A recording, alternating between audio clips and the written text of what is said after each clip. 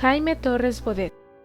Nació en México DF el 17 de abril de 1902, hijo de familia de clase media privilegiado al no padecer estrecheces económicas, al tener acceso a la educación y al gozar de un ambiente familiar que promovía la cultura y el conocimiento. La infancia de Torres Bodet discurrió tranquilamente en la capital a finales del Porfiriato. La Ciudad de México ofrecía ventajas como el acceso a producciones culturales y artísticas, al transporte y demás servicios que proporcionaban un notable bienestar material. Consecuentemente, se mantuvo alejado de la realidad del resto del país, que era desconocida o ignorada para la mayor parte de la población capitalina. Cursó sus estudios en la Escuela Nacional Preparatoria y después en la Facultad de Jurisprudencia y en la de Altos Estudios de la Universidad Nacional de México. No tuvo mucho contacto con los estados hasta que fue secretario particular de Vasconcelos, cuando en 1920 realizaron giras para conseguir el apoyo para la creación de la SEP. Gracias a estos viajes, a sus 20 años, fue conociendo las ciudades, los paisajes y especialmente los rostros de un país que le mostraba, de repente, la intimidad de una patria nunca expresada del todo. En 1921, Vasconcelos, rector de la universidad, lo nombró su secretario particular y, al año siguiente, fundada la Secretaría de Educación Pública, lo designó jefe del Departamento de Bibliotecas. Posteriormente, sus constantes viajes y estancias en el extranjero, como diplomático mexicano y funcionario internacional, también le sirvieron para palpar las desigualdades entre las grandes naciones y las naciones débiles. Por ello, quiso trabajar desde la tribuna internacional a favor de la solidaridad entre los hombres y reconoció que la educación del pueblo era el camino para lograr el desarrollo económico, social y moral. Estaba convencido de que mediante la formación cívica había que sembrar en los corazones de las jóvenes generaciones un vivo deseo de libertad, un verdadero espíritu de justicia y una auténtica voluntad de paz. Torres Bodet tenía 41 años y era subsecretario de Relaciones Exteriores cuando murió su madre. Esta ausencia marca la ruptura de una sólida relación filial mantenida a lo largo de su vida. Lo que provocó en él fue una promesa no solicitada. Decidió reforzar la enseñanza más preciada recibida de ella: el deber de cumplir con el deber. Así lo comenta en Equinoccio. En lo sucesivo, tendría que aceptar una responsabilidad incuestionablemente más grave: el deber de ser. Defraudarla después de muerta constituiría una traición. Torres Bodet descubrió su vocación también durante su infancia: ser un hombre de letras. Torres Bodet reconocía la igualdad de los mexicanos y afirmó que las únicas diferencias eran las que procedían de la ignorancia y la incultura. Para el primero, la ignorancia era el verdadero enemigo del espíritu y de la patria. Para el segundo, la ignorancia era un déspota invisible, tirano sin rostro y sin biografía. A lo largo de toda su vida, desarrolló una continua e intensa actividad literaria como poeta, novelista, crítico literario y ensayista. Jaime Torres Bodet fue un destacado colaborador de Vasconcelos. Pasó de ser su secretario particular en la universidad a ser el jefe del Departamento de Bibliotecas de la SEP desde su creación hasta noviembre de 1924. Se casó con la señora Josefina Juárez. No tuvieron hijos. El 13 de mayo de 1974 se suicidó en la Ciudad de México. Gestión educativa de 1943 a 1946. Fue secretario de Educación en 2 ocasiones, del 23 de diciembre de 1943 al 30 de noviembre de 1946. Fue el tercer funcionario en ese puesto durante el gobierno del presidente Manuel Ávila Camacho, sucediendo a Luis Sánchez Pontón y a Octavio Béjar Vázquez. En su primer periodo en la SEP, realizó un gran esfuerzo por integrar la política educativa y darle coherencia.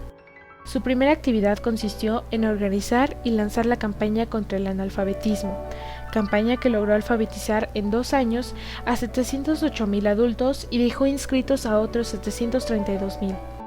A fines del sexenio, el presidente decretó prolongarla como esfuerzo permanente. Se preocupó por organizar y elevar la calidad de la formación del magisterio. Fundó el Instituto Federal de Capacitación del Magisterio con objeto de facilitar su preparación y titulación a los maestros que ejercían sin título.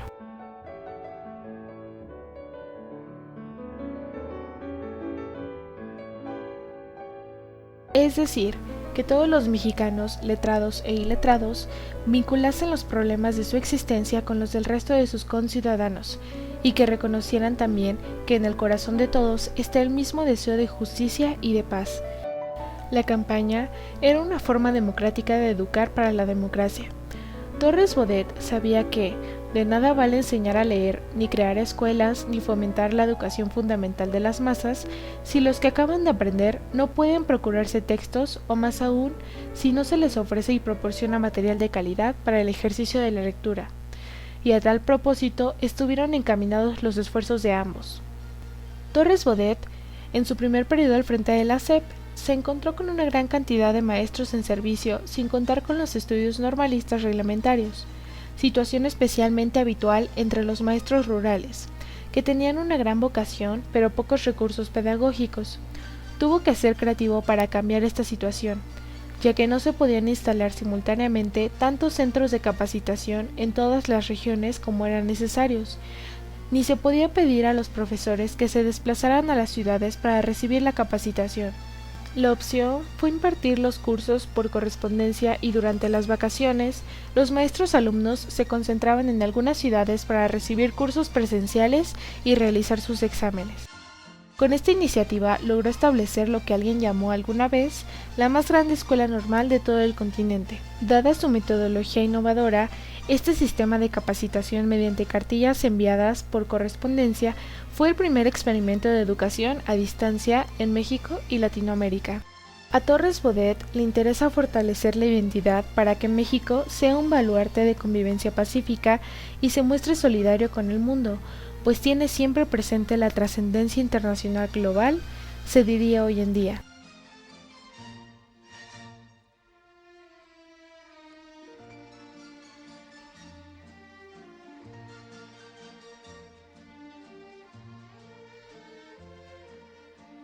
En el campo de la cultura, inició la Biblioteca Enciclopédica Popular, que alcanzó a publicar más de 100 volúmenes y la obra México en la Cultura. Inauguró los edificios de la Escuela Normal, el Conservatorio Nacional de Música, la Normal Superior y la Biblioteca de México. Por encargo del presidente, elaboró el texto del artículo 3º constitucional de 1946, texto que suprimió la enseñanza socialista, establecida en 1934, e inauguró la orientación democrática y nacionalista de la educación aún vigente. Entre ambos periodos fue director general de la UNESCO, del 26 de noviembre de 1948 al 26 de noviembre de 1952. Gestión educativa de 1958 a 1964. Segunda gestión del 1 de diciembre de 1958 al 30 de noviembre de 1964 durante todo el sexenio del presidente Adolfo López Mateos. En su segundo periodo como secretario, vuelve a impulsar la campaña alfabetizadora que se había institucionalizado en un sistema nacional de patronatos de alfabetización que coordinaban los centros alfabetizadores.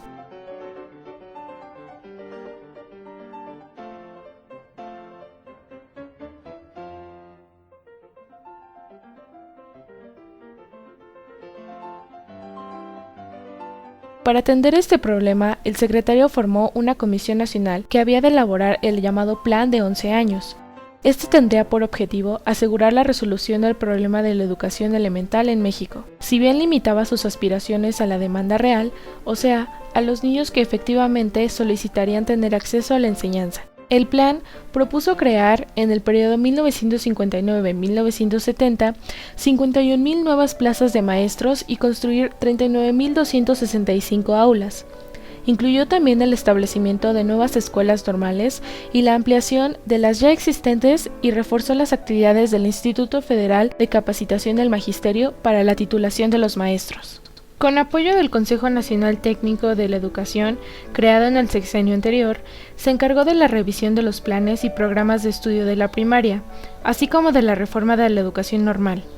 Desde 1959 quedó implantada en la educación preescolar y primaria una reforma por áreas de conocimiento, al parecer basada en un oscuro autor norteamericano, J. M. Mursell, que sugería estas 6 líneas de desarrollo curricular: pensamiento objetivo, pensamiento cuantitativo, pensamiento social, expresión lingüística, expresión y sensibilidad artística y coordinación motora.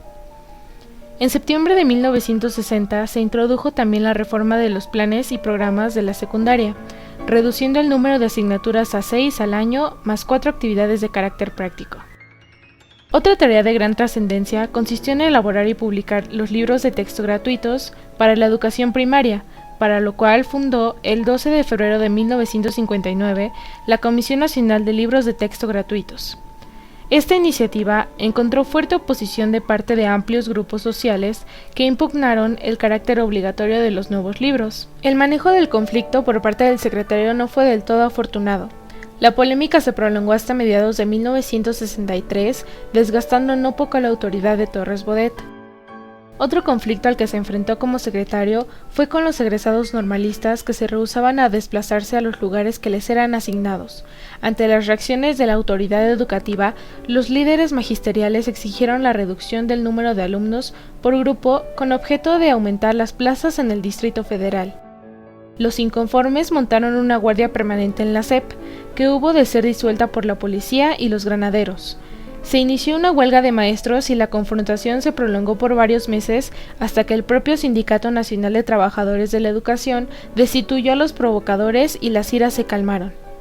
Otras acciones importantes emprendidas por Torres Bodet fueron el establecimiento de los centros de capacitación para el trabajo industrial y para el trabajo agrícola, el impulso a las misiones culturales que promovían el desarrollo en el medio rural, la aprobación por el Consejo Nacional Técnico de la Educación.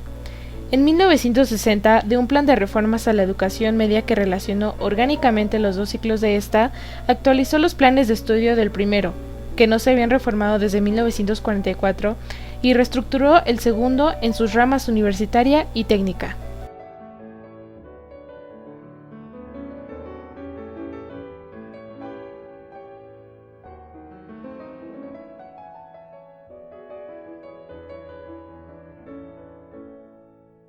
Impulsó la investigación educativa reestructurando el Instituto Nacional de Pedagogía y creando las primeras plazas de investigadores.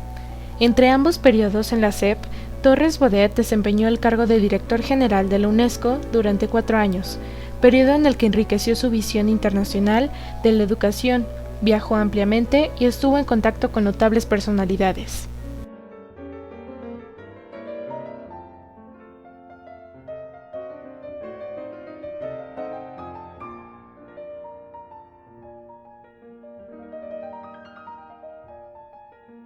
Promovió además el establecimiento de varios centros regionales de educación fundamental, el primero de los cuales fue el Centro Regional de Educación Fundamental para América Latina, CREFAL, en Pátzcuaro, Michoacán. Sus funciones se definieron como formar profesores, producir materiales educativos, impulsar investigaciones técnicas y prestar ayuda a las poblaciones tarascas del entorno. Los años en la UNESCO, Torres Bodet los calificó de amargos por la prepotencia de las naciones ricas, el egoísmo, los dobleces y la mezquindad financiera. Se sintió profundamente solo, como si viviese en un desierto, el desierto internacional. El ideal educativo puede describirse en 10 características: actitud general de integridad, autoestima, concepto noble de la existencia, virtud, dignidad, elegancia, sencillez, modestia, probidad y honorabilidad. El hombre cabal es una síntesis de la cultura general y la especialización técnica, un resumen personalizado de la cultura de su tiempo y una aportación positiva a la evolución de la humanidad. Los planes y programas de estudio deben ser propuestos a la sociedad, discutidos con los ciudadanos, sobre todo con aquellos que han de participar en su aplicación. No hay que olvidar que la escuela es un espejo de la vida. Ella recoge las conductas sociales del entorno. En ella es posible que la sociedad se autoanalice. Jaime Torres Bodet padeció cáncer durante 16 años. Se suicidó en la sala de su casa con un disparo en la sien el 13 de mayo de 1974. Se le rindió un homenaje de cuerpo presente en el Palacio de Bellas Artes. Fue sepultado en la Rotonda de las Personas Ilustres en la Ciudad de México.